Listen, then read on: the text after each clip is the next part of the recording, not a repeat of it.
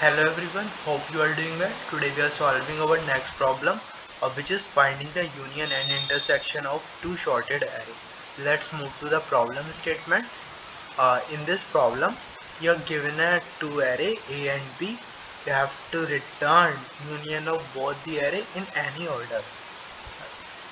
The union of two array is a collection of all distinct elements present in either of the array. If the array elements appears more than once in one or both arrays, it should be included only once in the result.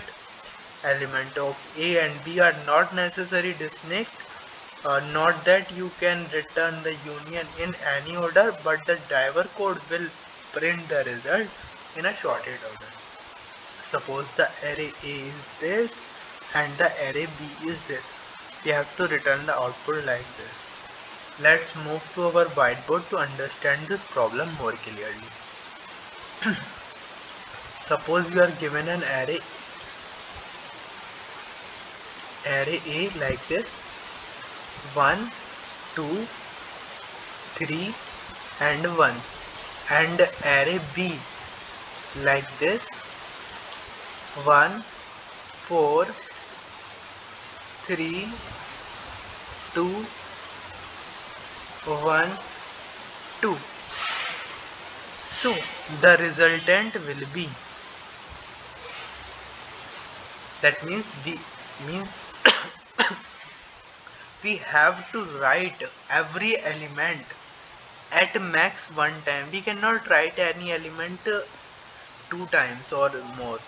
So what this mean is that, so first 1 comes, so we write 1, 2 comes, we write 2, 3 comes, we write 3, again 1 comes, because we write already 1, so we do not write it now. So similar to this, we iterate over B. We check 1 is comes, yes, 1 is already present. 4 is not present in our answer, so we add 4 into our answer. Now check 3 is present in our answer. No, yes, 3 is present, so we do not need to include it in our answer. Next move to 2. 2 is already included in our answer. 1 is also included in our answer. 2 is included in our answer. So we return 1, 2, 3, 4 as the answer. Let's understand how to solve it. Let's just erase it out. Sorry. So what we can do, if we create an array for every A and B, what we can do, we check if 1, are you present in our answer array? It say I am empty, so we simply insert 1. So again we check, hey 2, are you present in our answer? No, it's not present, so we insert 2 our answer. Again we check 3, hey 3, are you present in our answer? No, I have only 1 and 2, so we insert 3 into our answer. Now 1 comes, so we check 1, are you already present in our answer? And say yes, I am already present, no need to include me. So the array is completed. Now we move to array B. So we check 1, are you present in the answer? 1 says yes, I am present. So we do not need to include it. Now we move to 4. If 4, are you present in our answer? Second, no, I am not included in the answer. So we include 4 into our answer. So again we check 3, are you included in our answer? 3 says yes, I am included, so no need to add it into our answer, so we skip it. Now we move to 2 and check, hey 2, are you present in our answer? 2 says yes, I am present, so no need to include it in our answer. Then we move to 1 and check 1, are you present in our answer? yes, one say yes, I am present. So don't need to include one in our answer. And now move to 2. Hey 2, are you present in answer? 2 say yes, I am present. So no need to include it. So the our final answer will be 1, 2, 3, 4. We return it. So what we can say, what we can do, if we iterate, first iterate on A, and every element we check if this element is present on the array or not.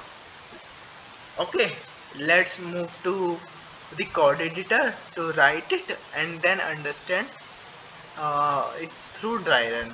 So what we can do, we create our answer array and take a loop from I is what 0 say I less than a dot size. I should be incremented. Now we check in our answer array.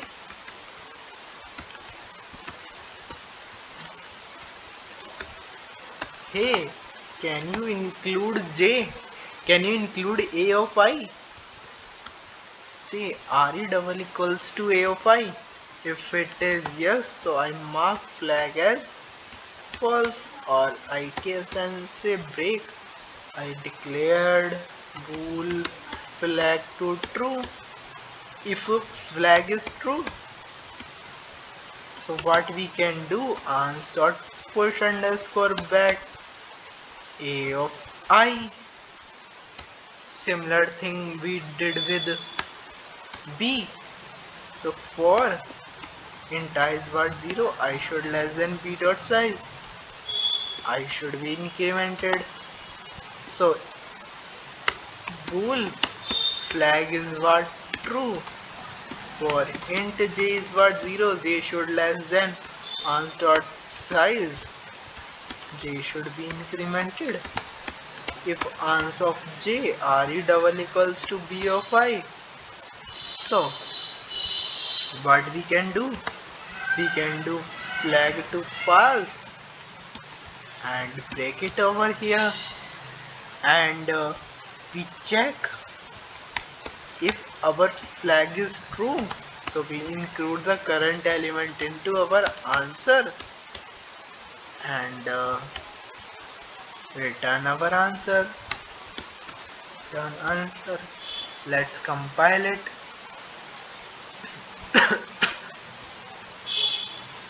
It passes the example test cases. Let's submit it up.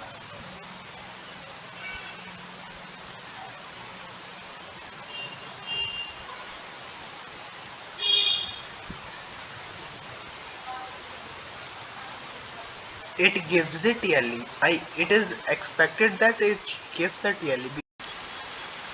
I hope you dry run it this code by yourself. Let's move to the optimized approach.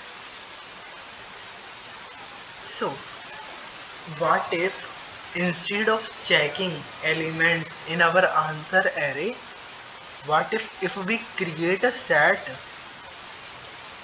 and store all the elements of array A and all the elements of array B inside that, so we get our answer, because set store only unique elements. What set store? Set store only unique elements. So if we store all the elements inside the set, then we get the unique element. So how to implement it? Just refresh it out and take it our answer array and create a set and first insert all the elements of the array A into our set. I should less than a dot size. I should be incremented. se dot insert a of I. If you are not aware about set, then you can drop the comment. I will make a video on that. B dot size, B should be incremented. Oh, sorry, J should be incremented. If se dot insert B of J Now we insert all the element of the set to our answer array.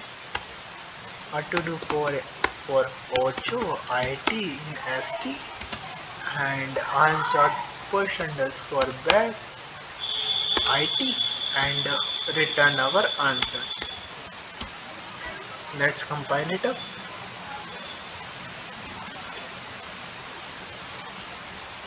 Let's submit it up.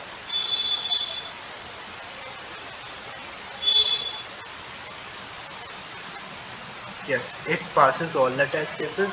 If you find this video helpful, then don't forget to like, share and subscribe. If you have any doubt, then you can contact me, drop a comment. Thank you.